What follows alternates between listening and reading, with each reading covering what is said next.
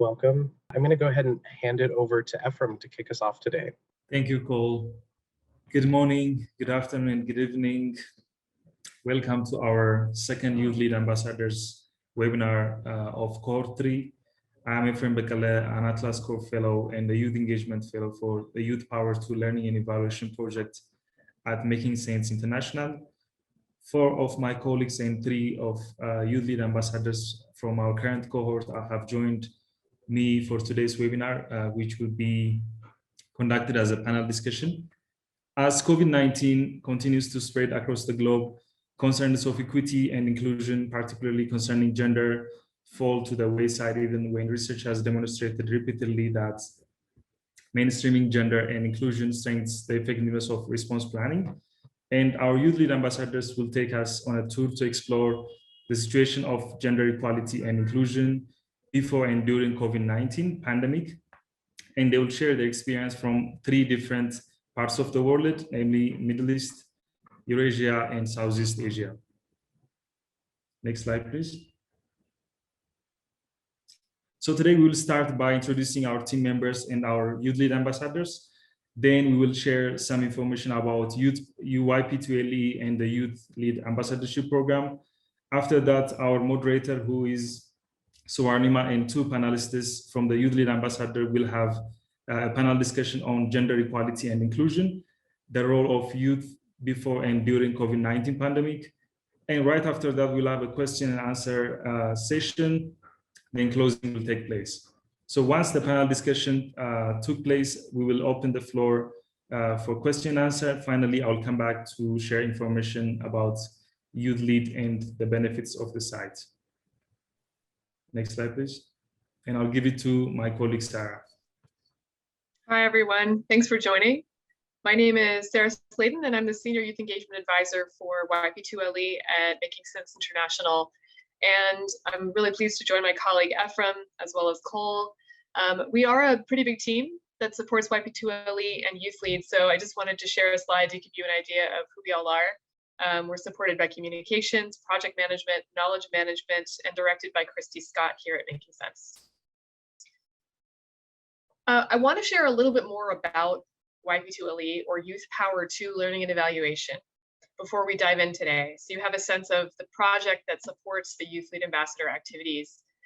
YP2LE is supported by YouthPower. That's a USAID funding mechanism for youth-focused programs, evaluation, and research.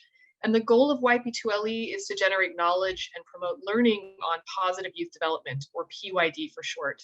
PYD, if you haven't heard of it before, is a holistic framework for youth development that assumes that all young people have assets that should be invested in through inclusion, access, education, and training. The framework also promotes youth agency that can be best supported by an enabling environment for young people, i.e. strong youth networks, supportive adults, youth-friendly services and resources, and youth-friendly policies. YouthLead.org, which serves young changemakers like you, and YouthPower.org, which is focused on youth-serving organizations, are both supported by YP2LE and designed to connect our community and share resources and learning on PYD. So that's a little bit more about YP2LE, and I'll turn it back over to Ephraim to share more about YouthLead.org.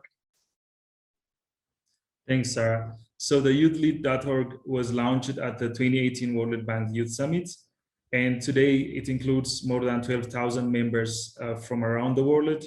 And the platform is a global hub for young people aged between 15 and 35 who are working for positive change and impacting their communities as advocates, activists, volunteers, and entrepreneurs. And any young change maker can join the site by creating a profile. And once you are a member, you can also access and share resources, network with your peers, and also join online discussions. And at the same time, you can stay up to date on opportunities and events. For example, today's webinar is facilitated by the YouthLead site. Next slide, please. So YouthLead provides similar network for your own work, and you can explore many resources for your project and work. And even sometimes you can also apply for funding, which are posted on the funding section of the site. So I will also share more on how to join the YouthLead and benefit from it at the end of this webinar. Next slide. The picture you are seeing on the screen right now is our current YouthLead ambassadors from different parts of the world. They have represented more than 20 countries, including Africa, Asia, South and Central America. And for the third cohort program, about 3,000 young changemakers applied for the program. And we have selected over 20 young changemakers as the YouthLead ambassadors. The ambassadors are sharing information about YouthLead with their networks and also increasing engagement with the YouthLead through discussion groups, social media, and now by sharing their experiences through webinars like this one. So for the current cohort, this is the second series of webinars led by the YouthLead ambassadors. And today, our moderator, who is Swarnima, and also two of our ambassadors, Gunel and Rawin, will take the panel. Next slide. And Swarnima is a YouthLead ambassador from Nepal. She is a communication and development specialist with experiences of working at the grassroots as well as strategic level with organizations like UNICEF and UNCDF and practical action among others. She has a master's degree in development communications and English literature. She is passionate about women's empowerment and quality education. She has also co-founded an NGO to support the education of marginalized children in remote parts of the Nepal. Currently, she is a communication and knowledge management specialist at Swisscontact Nepal. So she will moderate today's panel, and I'll give it to Swarnima so that she can introduce our today's panelists. Thank you. Thank you so much, Ephraim, for that introduction, and welcome everyone to this webinar. We are very glad to have you here. And I hope that this is going to be a very interactive session where we get to hear a lot of feedback and questions from you all. So just diving into the topic of our webinar today, as you all know, it's been more than a year that the whole world is fighting the COVID-19 pandemic.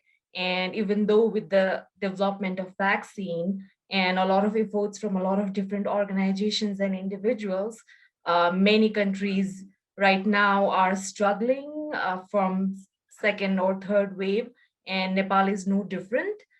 So we'll talk about the impact of COVID-19, especially how is that it has affected gender equality and inclusion. But before that, I would like to introduce our amazing panelists today, who are my fellow YouthLead ambassadors. So I'd like to introduce them. Our first panelist is Gunel Hosenova. She is primarily involved in building talent pool of students and startups engaged in tackling climate changes in Azerbaijan. She is the founder of Pitch a Pitch, a clean tech crowdfunding platform primarily for enterprises in Azerbaijan. It helps to tackle the countries with significant reliance on oil for energy. Gunel is also studying towards a PhD in green finance. However, through Pitch a Pitch, she hopes to demonstrate that financial reward is not mutually exclusive from positive social impact. Apart from that, she also teaches economics, econometric analysis and entrepreneurship at the Western Caspian University in Baku, Azerbaijan.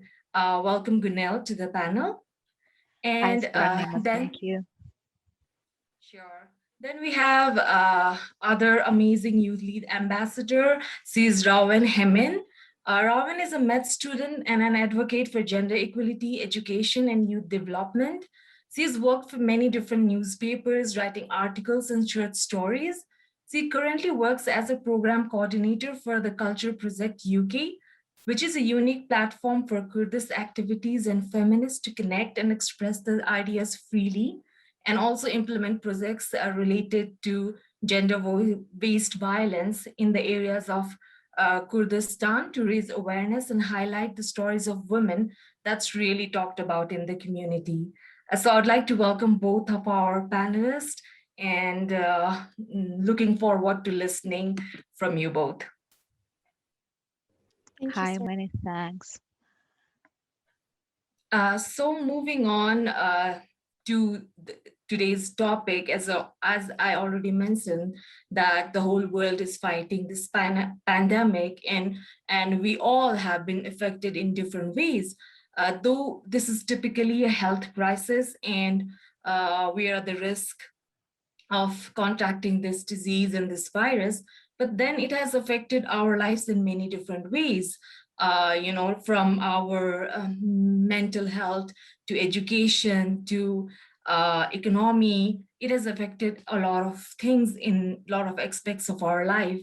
And, I was just having this discussion saying that why do we have to look at COVID-19 from a gender perspective? A lot of people do not think that, this pandemic has a gender perspective to it. But, if we look at a lot of data, it does have affected gender equality and inclusion as well. A lot of reports shows that it has really impacted, the progress made in decades, the progress that we had worked for decades have been impacted and harmed due to this pandemic. According to a UN Women report, it says that, in the past 12 years, 243 million women and girls around the world from the age of 15 to 49 have been affected by gender-based violence just in the past 12 months, sorry. So we can just imagine, this is just like a tip of the iceberg, because a lot of studies and data do not even reach to a lot of population of the world. And there are other impacts that has been happening around the world. So instead of talking myself a lot about it, I would like to ask our panelists. Firstly, I would like to, just ask them about the general scenario. Maybe they can describe the mindset of people related to gender equality in their society and the country in general. How was the situation before the pandemic? Gunel, would you like to go first? Yes, sure, I can start. Many thanks for introduction, Swarnima. And yes, as Swarnima mentioned, I am from Azerbaijan. This is a country in Caucasus between Russia, Turkey, and Iran. It's in the middle. And for many years, up to 1992, we were under Soviet Union. We were part of Soviet Union. And after collapse of Soviet Union in 1992, we just regained our independence, and Azerbaijan started to develop. Since that time, and our constitution stated there should not be any difference between male and female, and men and women all have the same equal rights in our country, but it was on the law. And that's it.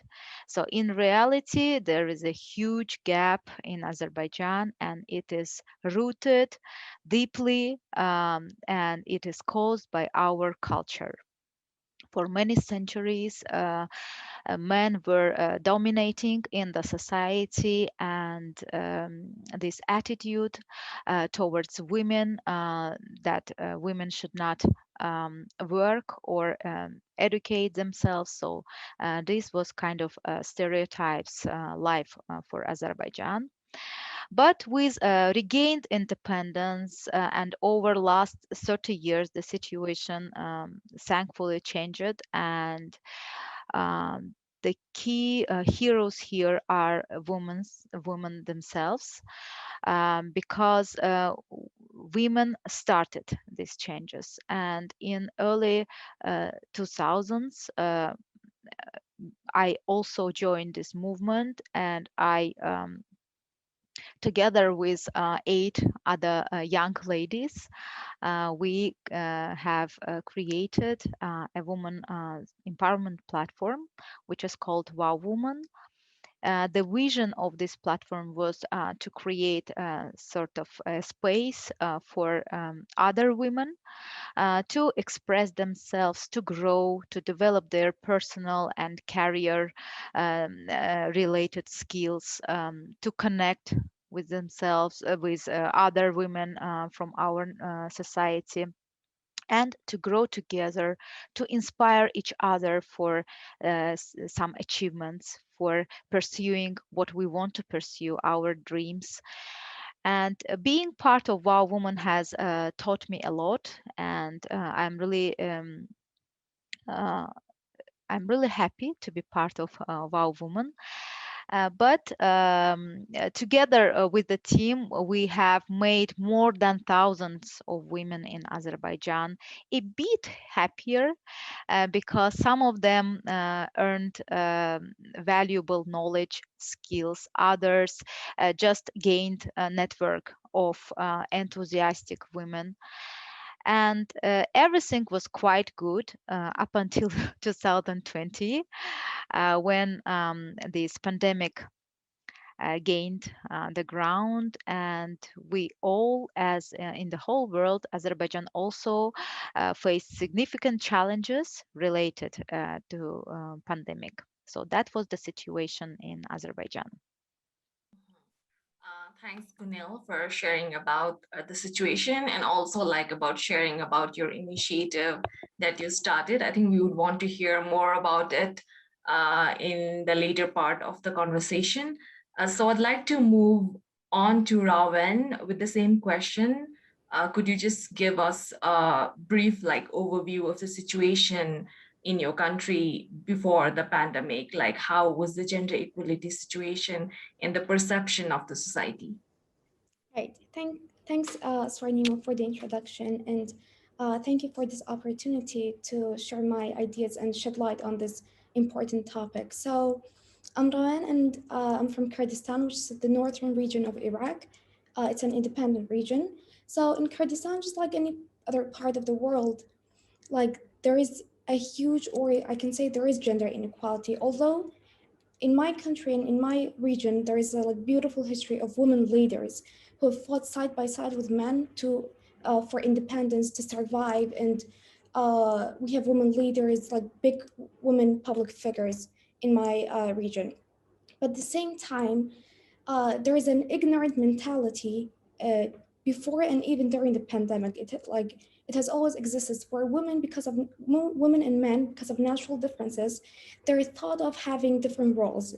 Women are thought to be to have supposedly feminine roles, while men have masculine roles, and that has led to masculine toxicity, toxic masculinity, and more. So usually women are thought to take more simpler roles and jobs, and daughters and sons are raised with that mentality, and that has led to gender inequity. And when it comes to pandemics, when it comes to during economic crisis, or any sort of crisis, we see how that gender inequality causes suffering, because only men are supposed to work or take certain roles, and women are thought, or are supposed to stay home and take care of the housework and household chores, and that has led to more tough times than it would have been if there were gender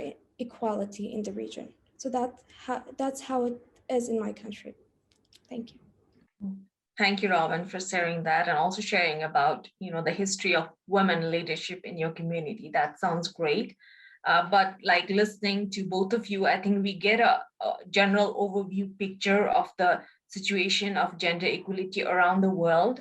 It's just a matter of some difference, but it's not really that different in any part of the world. I would think we were already not doing great in terms of gender equality, but we were definitely making progress, and there were lots of positive changes that was happening. But then after this pandemic, I think it really affected a lot of areas, and a lot of scenarios have changed. Data around the world shows that the instances of gender-based violence, abuse has increased, since the pandemic. And the data also show that, it's women who are losing more jobs after the pandemic, women who are being more affected by the economic crisis due to the pandemic. It's women who have to take the burden of household responsibilities and childcare. So, as a whole, like the situation has been very difficult for all the women around the world. So I'd like to ask this to Gunel. How do you think the COVID-19 pandemic has affected gender equality and women in your community and in your country? Yeah, pandemic, yes, resulted in closure of many businesses and including some public institutions as well, including kindergarten, schools, and so on. And of course, homeschooling brought to additional stress and mainly of women's stress because they worked now from home.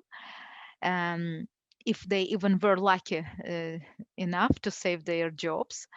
And in my network, I don't know any single male person who is taking care of children's, to be honest, of their education. I mean, not children's, of course, but their education during this pandemic, who is doing homework with them. And I have recently made an interesting poll among my network, asking people around me what is their key concern about COVID-19 related to their lifestyle. So I would like to share that if it would be possible. Yeah, sure. It would be very interesting to see the results. Yeah, thanks a lot. Yes, and I just made some notes on the responses and grouped interviewers by gender and age. So while the majority of men were conscious about their jobs and financial stability, which came into first place for men, the second concern was related to spending time outside of homes with their friends and social networking. And if you ever been to Azerbaijan, you can see the streets with small tea houses. We call them chaykhana, and it is generally accepted that only men should drink tea at these places and play backgammon in these locations. So women cannot enter these areas and even go pass by through these areas. So of course, there is no similar places dedicated to women in Azerbaijan, and majority of women trying to network with their friends using distant communication tools like phones and etc. Or sometimes they can be lucky enough to spend their time with their babies at the parks. Just chat a bit while their children are playing in the sandbox. For women, as you can see on the screen, the main concern brought by COVID was also financial aspect, as for sure, but also most women were upset about inability to work either for the reason of workspace closure or for the reason of lack of babysitters. In this situation with closed kindergartens and schools, some people were unsatisfied because I'm telling all of this because I collected also some comments in the comment part of the survey. So therefore, I'm just trying to say everything that I read through these comments. Yeah, and there were people which were not satisfied with schooling, with the need to schooling their children after working hours, which became an additional kind of effort for them, and an additional burden onto their shoulders. In addition to housekeeping duties, which increased since eating outside became rarer and more people and more time the women started to spend in the kitchen trying to prepare food, a meal 3 times a day for their children and husbands.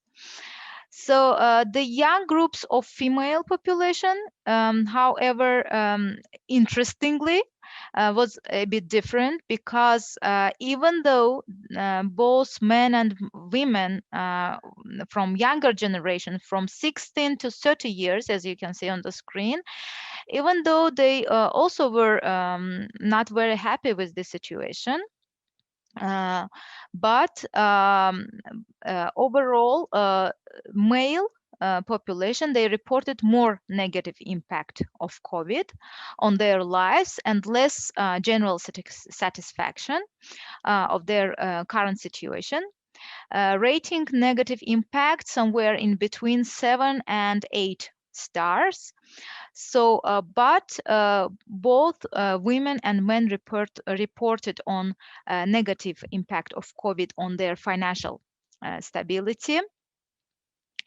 Men reported also about disconnections with their network, and this rating was higher than rating of women as per their assessment.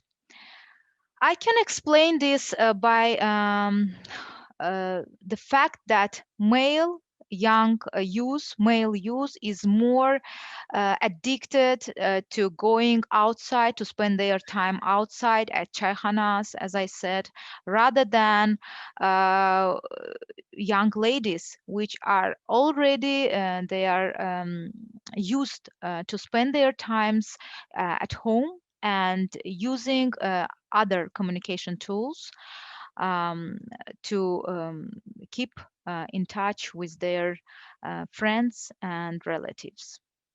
So this was my own survey results and my own explanations to the facts that I got from my network. Thank you so much, Gunel, for making this effort to conduct your own survey. And I think the results makes clear a lot of things, that it's women who have to worry more about household duties and childcare, while their male counterpart are more into socializing or more worried about, like, even during the COVID-19, they're more worried about not being able to socialize rather than other aspects. Thank you so much for sharing that. Moving on, I think we've talked a bit of gender equality, and inclusion is other thing that has really been affected due to the pandemic. The situation around the world was not that great previous to the pandemic as well. People with disabilities, people from minority communities had struggled to be there at the receiving end of a lot of opportunities. And with the pandemic, I think it is really affected as people are being locked inside their homes. People do not have access to a lot of services. So in such a situation, I want to direct this question to Rawan. So as I mentioned, like, the issue of inclusion has always been a challenge in most of the countries. So how do you think it has been affected by the pandemic in the current situation? Right.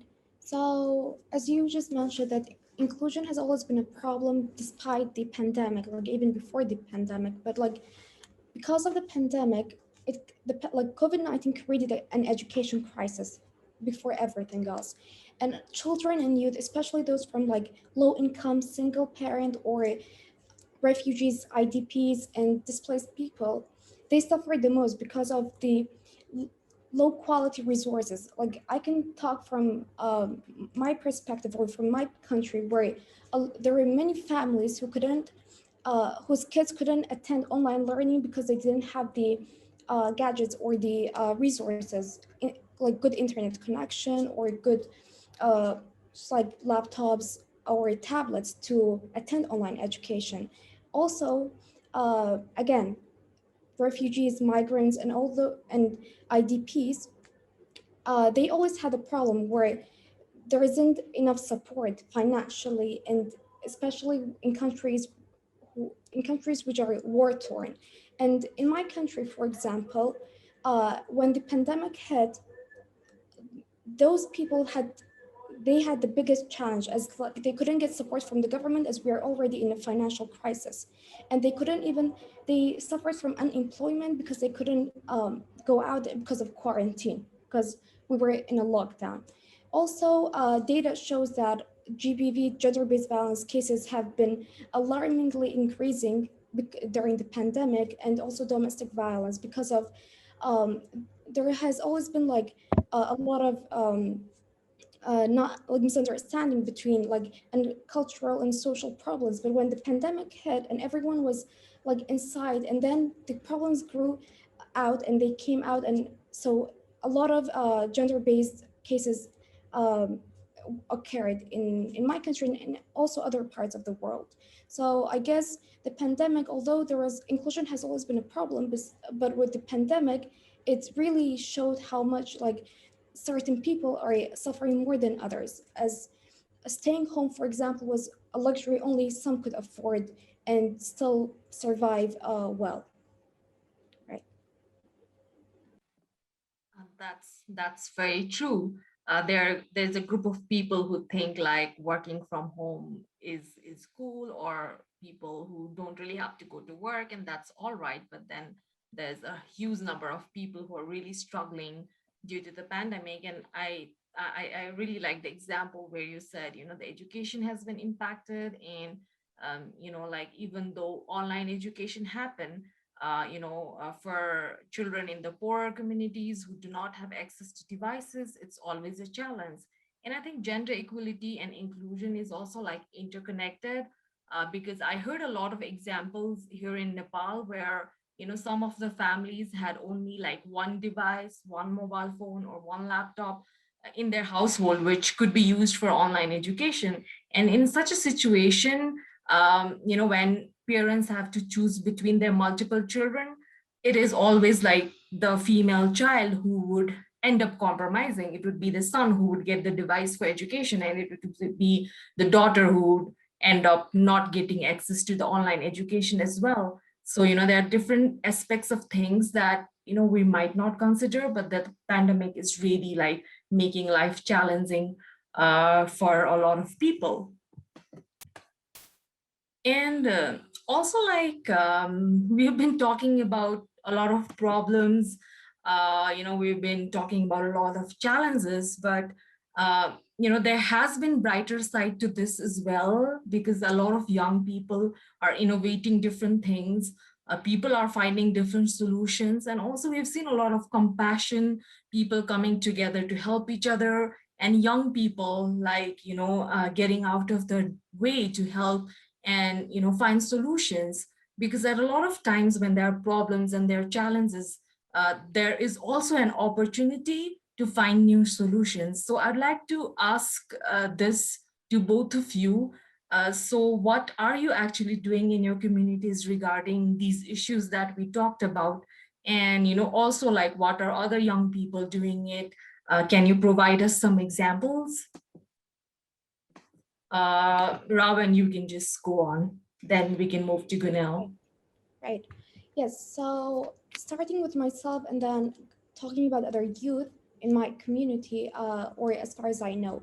So before the pandemic hit, some other youth and I founded, there was already a call center for gender-based violence cases, but it wasn't as effective. So some different local women organizations, those that fight for gender equity, which I was which also I was part of, we founded an initiative which was like our own call center, and which was also connected to the parts of the government, so that women could call whenever, or girls whenever they felt threat, or they felt threatened or were in danger. And during the pandemic, it became bigger because of the increasing number of calls we got from like different women in village, in the cities, like everywhere. We could see how it increased. Also, I've been working as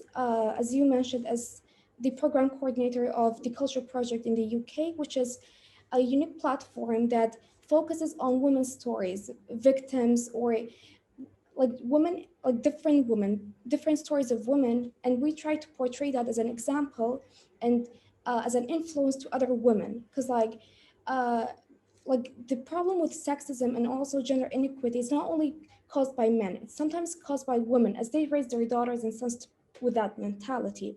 So it's really important when you show other successful women's stories or victims as an influence to others, to other women, to see the difference and see with the mentality they're raising their children with, what they will cause in the future. Also, that's for gender problems. Also, I have seen other youth in my country and in my region, they founded a food bank where, especially during COVID, it was really effective by providing like packages of food to refugees or to poor people, and they put it in like mosques or in churches so that more people could reach those resources. And yeah, so it was really beneficial for like refugees and migrants and IDPs in my country, like having sources of food when it was really a rough time for them. Thank you. Thank you for sharing that. You've been doing such a great work. I think we are all very impressed by it. And also thank you for sharing the initiatives being done by other young people. I think many of the young people and groups are like initiating similar initiatives around the world, because in Kathmandu, Nepal too, for many, many months, young people came together to, like cook and feed a lot of people who were having like difficulty feeding themselves, especially during the lockdown. So that was very helpful. So moving on, I'll move on to Gunel. So would you also like to share what you've been doing yourself and any other impressive initiatives from young people in your community? Yeah, being honest, it's hard to fix it all in the society. So, and what I did personally and what youth in my community did was related to more to mental health of youth, and not only youth, but also adults. I mean, elder people as well, and children as well. Of course, there is no much we could do at this moment because of certain limitations. And what we did was creating a platform where we could share about safety places to go with the children. We might just want to give her a second to reconnect. Sure, Yeah. sure. So I will just like maybe talk about an interesting initiative that was done in Nepal by young people. And we can wait for Gunel to rejoin within that time. So one of the things that I was really like impressed by young people in Nepal was, advocacy at the policy level when COVID-19 was happening a few months back, and young people were not that happy about how the government of Nepal was tackling the whole pandemic situation. And I remember being a part of a Facebook group, which started as a small group of like few peoples, and it like went on increasing from 100 to thousands to like millions of people in a group. And something that started from a social media platform, it went on to become like a huge advocacy initiative in the country. And young people were actually like able to make demands to the prime minister regarding like better healthcare system, better testing number, in the increase of PCR testing. And we were actually able to like make things happen out there, and government actually agreed to those conditions. And like I just wanted to say that, like as Gunel mentioned earlier, sometimes we may feel like it's very hard to do things on a personal level, but there are a lot of things that can be done even when you're in your house through social media and other initiatives. I think Gunel is back again, so I'd like to hand over the floor again to her. Gunel, please go on. Yeah, I'm really sorry about this. Yes, I actually I actually said a majority of things that we did So we couldn't do too much, but what we did was actually creating space for youth and for elder people with children, and for children to engage themselves, to be more involved into social, even if it is through online, but still just not to be closed from the network. Yeah, I think that sounds really great. And, like you mentioned earlier, at a lot of times, even, I myself, during the initial phase of this pandemic, I was like really feeling like hopeless. I was wondering how I can help, what, I can do. Because we were on lockdown, the movement was really like restricted, and also like there's a risk for oneself and our families as well. But I just realized like you don't always have to be in the front line to help. There are a lot of initiatives that you can actually start, like even from your home. And as young people, I think we can use social media to, the best use. And like in social media also, we can come together and start like various initiatives. So I That's think, true. yeah, examples that both of you have provided also showed that you created platforms to resolve the problems that we're facing due to the pandemic. So moving on, I would also like, there's a few questions that I'm going to ask the panelists, but I'm also requesting other participants to, type in the questions. If you have anything, if you want to ask anything to our panelists, then please feel to type in, and we'll try to find time to answer the questions that you want to ask. So moving on, like I think both of you shared great examples of what you've been doing and what other young people have been doing in the community. And though like the situation is still not perfect, we're still struggling. I think young people have also shown great example of things that can be done, of finding solutions even in such a time of despair, like creating great initiatives. So what are your suggestions like going forward? What do you think can be done more of? Like, do you have any suggestions for young people around the world? Gunel, you can go on first. Maybe because I will have to leave soon. I think that all of our stories and our experience, it shows that the major problem is in our heads, and it's in our mindset. So the first thing to do is to change the mindset. This is the only way for genders, to become more equal. And there is a need to share, for example, and spread the duties of between family members. And these cannot happen externally by government decree or by any law enforcement, right? So this comes from our families. This comes from our inner, from our mindset. And it is long ago women in Azerbaijan accepted this as a duty to take care of children and house and even working. They still continue, of course, doing these duties. And I know that the situation is similar in other countries as well.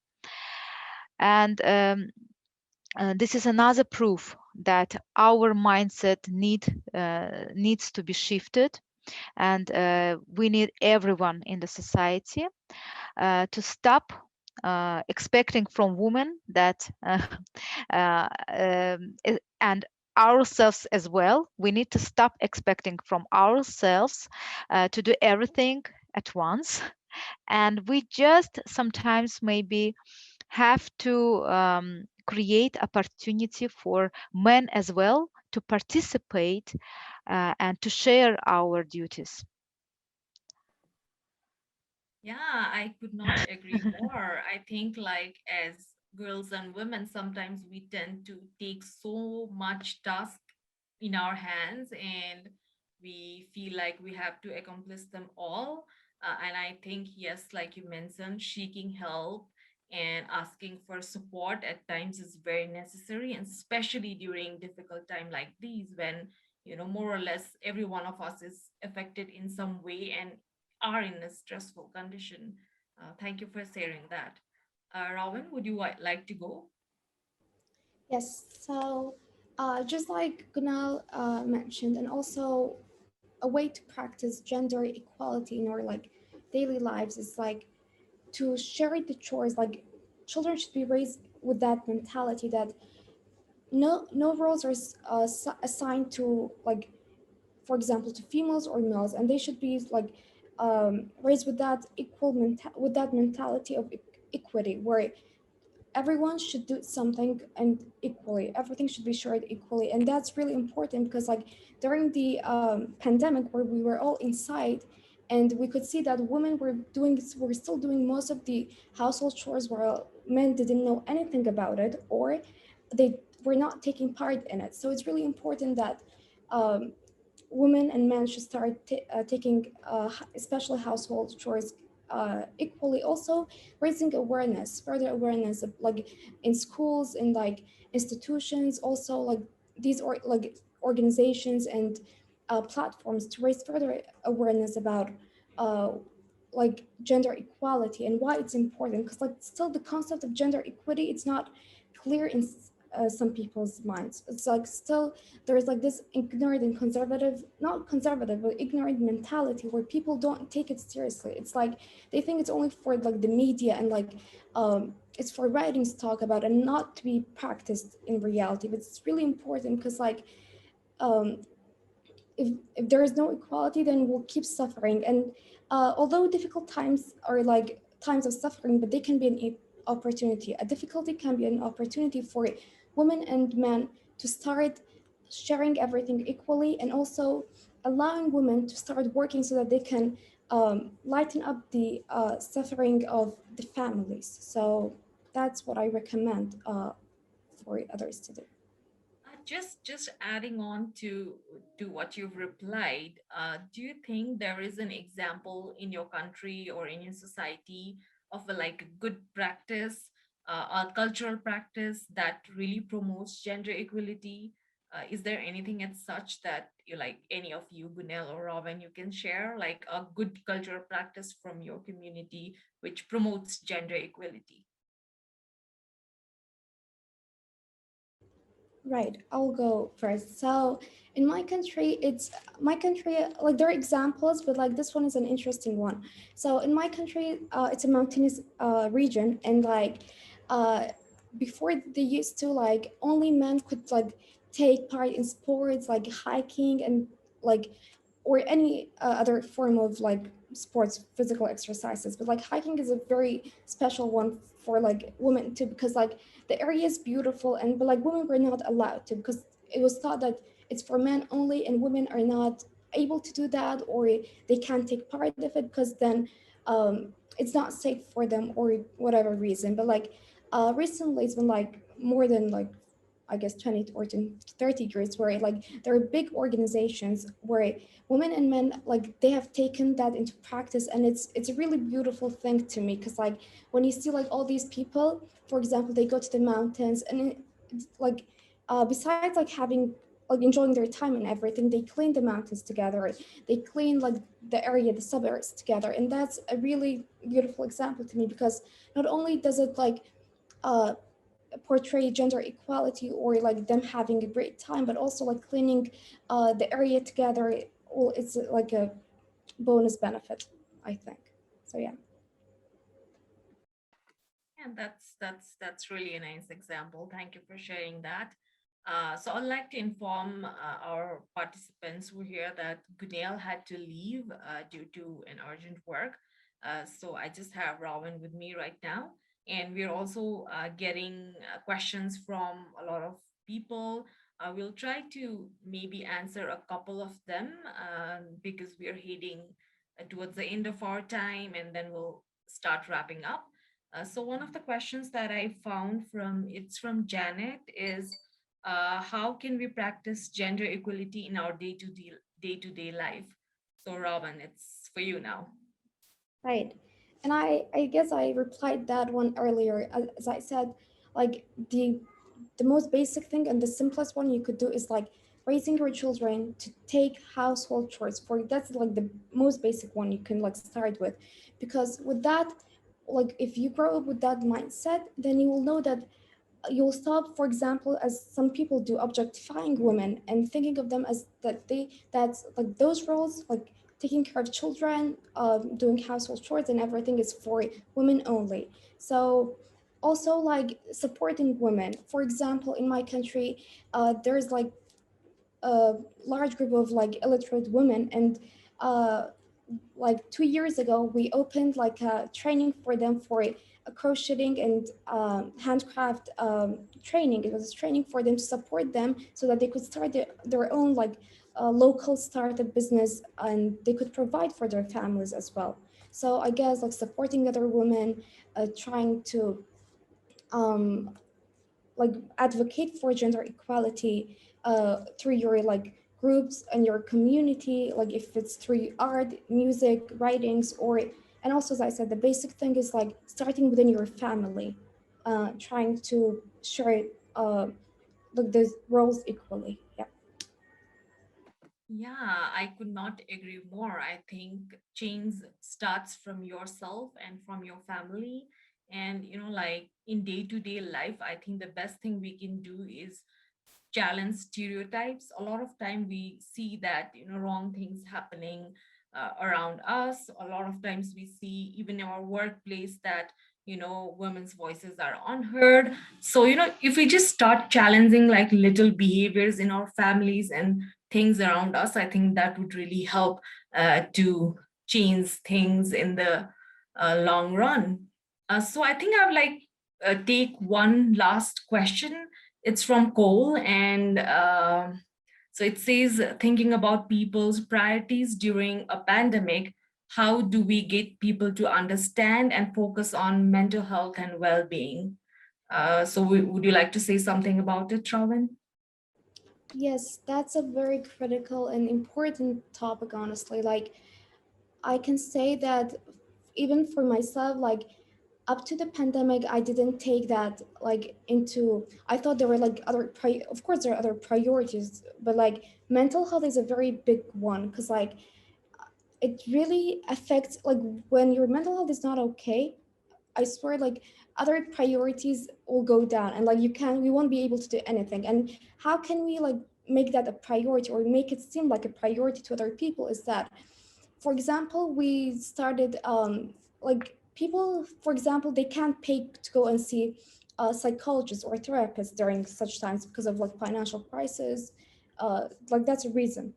And so we started trying to connect people through an app, through like a free app, to psychologists and therapists online, and that really helped. A lot of people were gaining help from those psychologists, and like we were trying to raise awareness about what mental health is, because like some people still don't believe in it, in like the mental health problems, like different ones, and like that it exists. So we were trying to explain what it really is, the concept and the different problems, and then trying to find like cures for example, connecting them to volunteering psychologists and therapists, so that they wouldn't even pay, and they were getting the help that was necessary. So I guess, yeah, like, and also like the government, I think, and like media, it's really important, like influencers and media, people who like others look up to try to concentrate and shed light on this like topic, because like it's a really critical one, and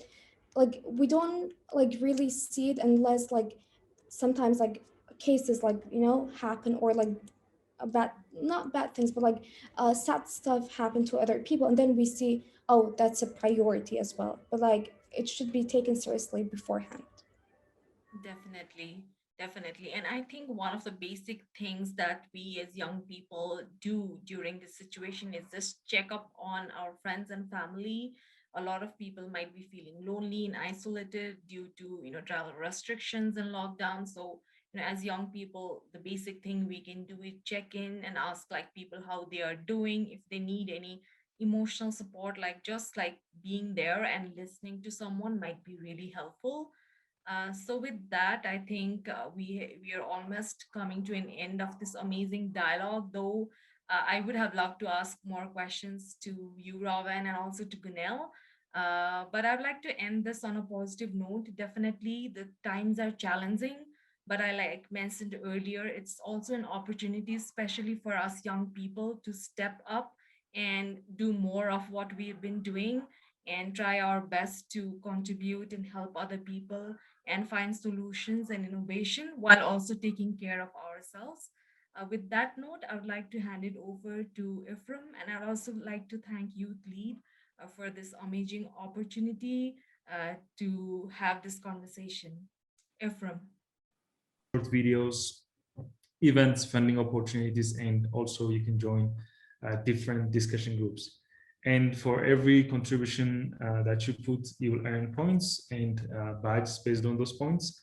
And members also get a YouthLead newsletter, which highlights young change makers and other opportunities. You can also follow us on our social media, Twitter, Facebook, and Instagram, all at YouthLead Global. And above all, you can reach out to the speakers on the YouthLead site and also continue the discussion about the topic. Next slide, please. So we would like to thank our various sponsors who are promoting YouthLead to their new youth networks and also contributing different resource, events, and various funding opportunities. And our sponsors are offering their expertise, knowledge on various topics, and we keep continue working with them to organize skill building, training webinars, and discussions like today's. Next slide.